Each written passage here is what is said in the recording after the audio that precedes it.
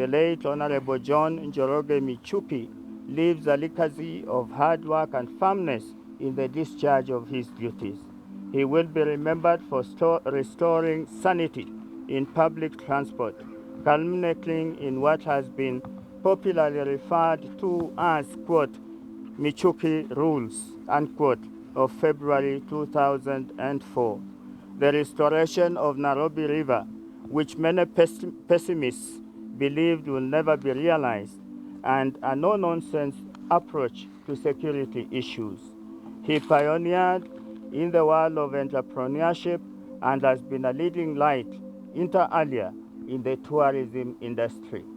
In Parliament, he will be remembered as a stickler to parliamentary rules and procedures, and he will always rise on a point of order to seek the chair's intervention whenever he believed that the provisions of the standing orders were being breached.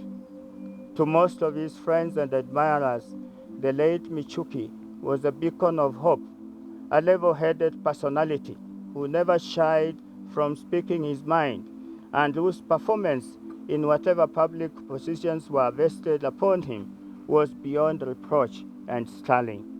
The late Honorable Michuki was a family man, and he leaves behind his wife and children.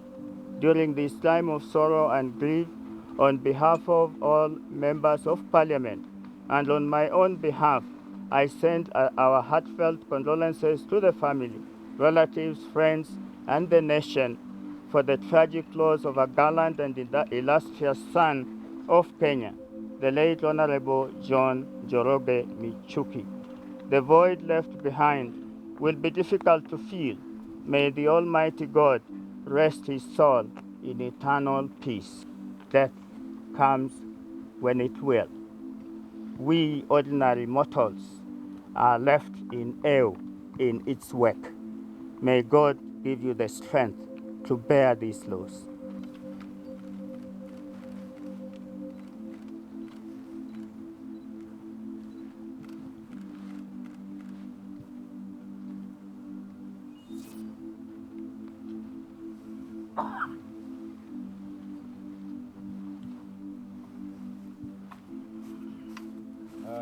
Thank you very much. I was privileged to have been perhaps one of the last Kenyans, apart from the family, to have seen Minister John, and was able to communicate with me, though I could see he was ailing at the Aga Khan Hospital. That was the night, the day before yesterday.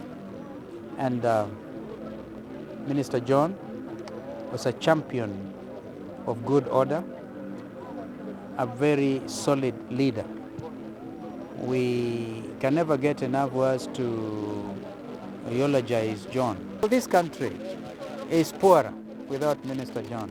We again send our condolences to Mama Martin, the family, and all of us as Kenyans. And of course also send our condolences to President Kibaki, whom I know has lost a true friend. The funeral is going to be held next Tuesday, and it will be held in Kangema. There will be a funeral mass in the Westlands Consolata, and that will be on Monday at 2 p.m. The government is fully involved in the whole process of mourning and making sure that the send-off of Honorable Michuki is done very well, befitting a man of his stature. He was a cabinet minister, and the government will make sure any expense that is there or anything that needs to be done will be done to make sure that he receives a proper send-off.